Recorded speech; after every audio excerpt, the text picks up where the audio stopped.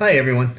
I hope that this video finds you safe. I hope it finds you healthy. And I hope that all of your family members and all your friends and everybody else you care about is also healthy and safe at this time. I know this has been a trying 3 weeks. It's been trying for everybody. And I know that the rest of the semester is probably going to be a challenge for a lot of other people, such as students like yourselves, or particularly on my end, the teachers that I work with that don't teach online, and in some cases are teaching online for the first time. I know it's going to be a challenge for them as well. So I hope that you'll be understanding if you were in a face-to-face class that's now online and the teacher might be struggling. Help that teacher out as much as you can. So anyway, also make sure you take all the measures that are recommended by the CDC and by the World Health Organization. And you've heard all those measures before. You've read them in emails from probably 50 different places. Do that. Wash your hands, sanitize them, keep your distance between people when out in public and things like that. All right. So what does this mean for us? What I've had to do is take 7 weeks worth of work and condense it down into 5 weeks. And I have a revised schedule. So if you go into the the syllabus schedule folder or module that we have in our class, you'll see it at the very top of that when you click into there. And so you'll see what the next 5 weeks are going to bring. Bear in mind that there will be actually 6 weeks because there will be a final exam. So bear all of that in mind. And this week we're going to start with a cause and effect essay. So what I did when I planned this class at the beginning of the semester was I said, okay, we're going to learn how to use Galileo. We'll take a 1 week spring break. We'll come back and we'll use it in the cause and effect essay.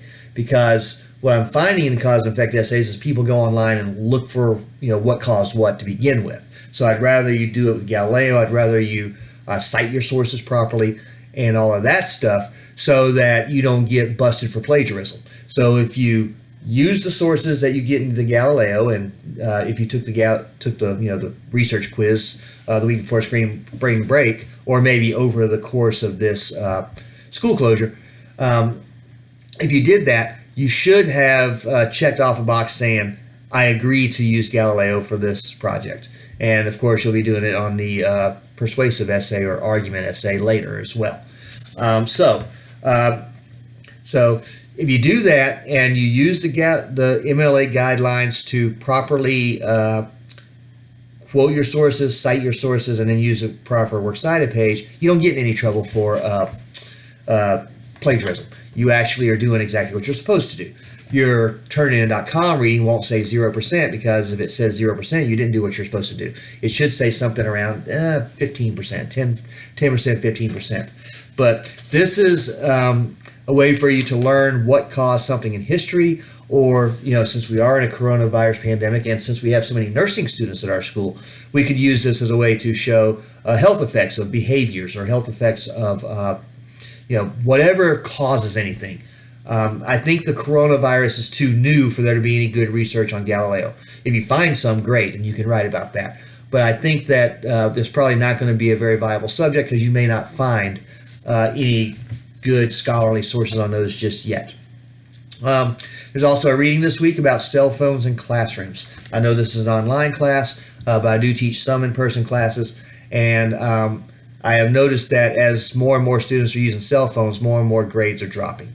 And I've noticed that the students that are constantly on their cell phones in class are the same students that are constantly failing my classes. So this is studies that have been done by professionals that study such things, and they have noticed a correlation between lower grades and cell phone use. So you'll have to read that. And again, this is a cause and effect, right? Cause, cell phones in the class. Effect, grades get lowered because students don't retain as much information. They're not paying attention to what they need to. So that is the sample essay I've chosen for this week. So do those two assignments, and really this week all you have to do is an outline. You don't have to write your first draft yet. What you have to do this week is do your research, put together a little works cited page that has the sources that you found, and put together a little outline. And there's a sample outline in there for you to look at as well. Put together a little outline that will show what your thesis statement is, what your main points are and what you're going to develop those main points with. So just the outline on the works cited page and the quiz on this week, the week of March 30th through April 5th.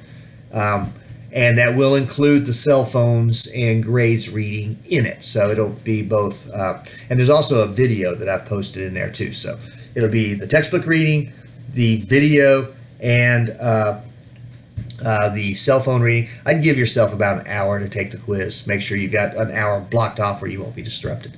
And you should be able to complete the quiz in probably less time than that. But I would give yourself an hour to be sure. So again, welcome back. Again, please be diligent about keeping yourself healthy and your family members healthy. Be safe. And I look forward to seeing these outlines and such by the end of the week.